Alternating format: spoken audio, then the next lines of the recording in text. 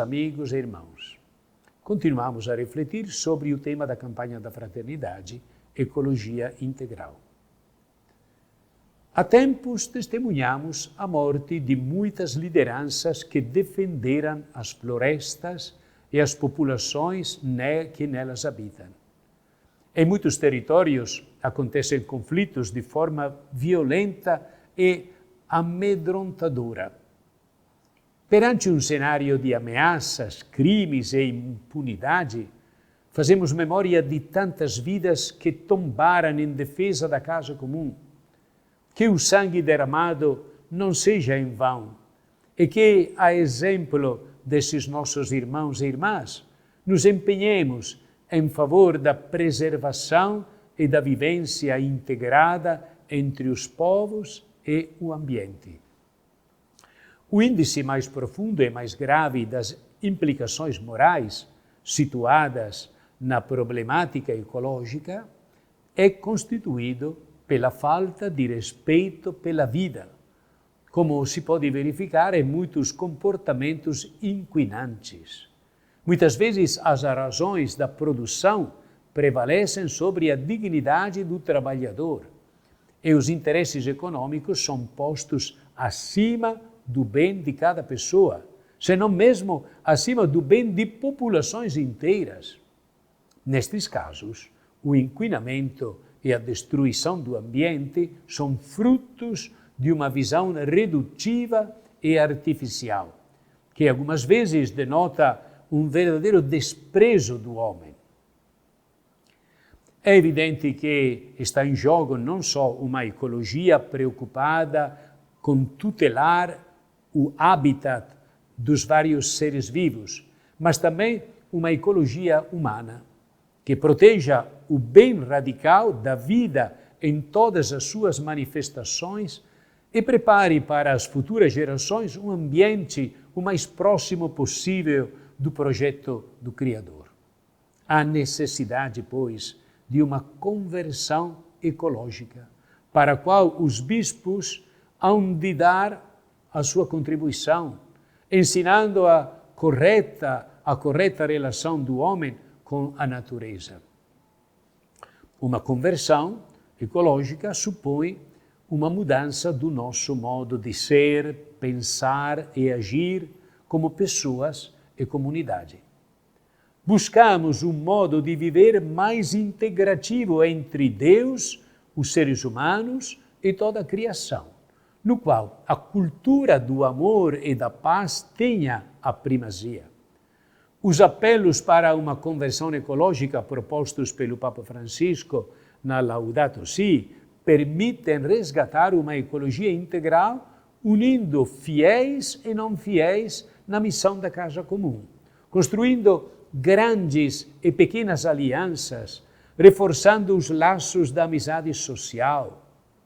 Propõem-se saídas inteligentes para superar os impasses, valorizando a riqueza da diversidade da criação, fazendo gestos concretos que estão ao alcance de nossas mãos e alimentando-nos da riqueza da espiritualidade cristã que integra o divino, o humano e o ambiental. Para que a conversão ecológica se realize, é necessário reconhecer que não temos correspondido à nossa vocação de guardiões da casa comum, missão colocada em nossas mãos por Deus Criador, nem tampouco a amizade e fraternidade comuns deixada por Jesus Cristo, ou seja, a contrição, reconhecer nossos pecados e pedir perdão a Deus e aos outros, que é tão acentuada na Quaresma. Junto com a palavra de Deus, faz-se necessário recorrer às inspirações de uma espiritualidade ecológica na tradição da Igreja, cujos testemunhos nos ajudam no processo de conversão. Na Laudato Si, o Papa Francisco faz a referência ao olhar contemplativo de São Francisco de Assis, que vê uma relação filial entre as criaturas e o Criador.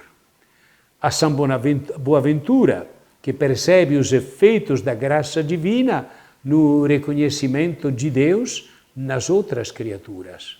A São João da Cruz, quando este se admira da inseparabilidade da presença do Criador no mundo criado e na Eucaristia, como ato de amor cósmico que une o céu e a terra e abraça toda a criação. O Papa Francisco insiste que toda conversão ecológica deve ser, para nós cristãos, inspirada na fonte trinitária da fé, segundo a qual temos um Pai que cria, um Filho que salva e um Espírito que santifica. O amor da Trindade Divina, que se expressa na história da casa comum, nos estimula a realizar ações concretas para superar a crise social e ambiental que assola o nosso planeta. A Trindade, solidária e bondosa, é a fonte perene de graça que nos permite ter o olhar do Criador, que viu que toda a sua obra era muito boa, mesmo com as inúmeras rupturas que nós humanos provocamos ao longo da história. Precisamos superar os entraves que impedem passos significativos para o enfrentamento das mudanças climáticas, como a morosidade das políticas públicas, o paradigma tecnocrático, a fragilidade da política internacional e das conferências sobre o clima e assim por diante. Para que haja transformações eficazes é preciso refletir e buscar soluções na perspectiva de uma ecologia integral, na qual as questões sociais e ambientais estão profundamente interligadas. A conversão ecológica deve incluir a revisão de nossas relações com os animais, a preservação de suas moradas nos biomas, a redução da produção industrial, alimentos ultraprocessados e do consumo excessivo de carne. Isso comporta adotar padrões de alimentação saudáveis e sustentáveis, redescobrindo as comidas tradicionais das diferentes regiões do nosso país. Além das pequenas ações que estão ao alcance de nossas mãos, fazem-se necessárias também mudanças estruturais no âmbito da política, da economia e da ética, para superar a crise que nos assola.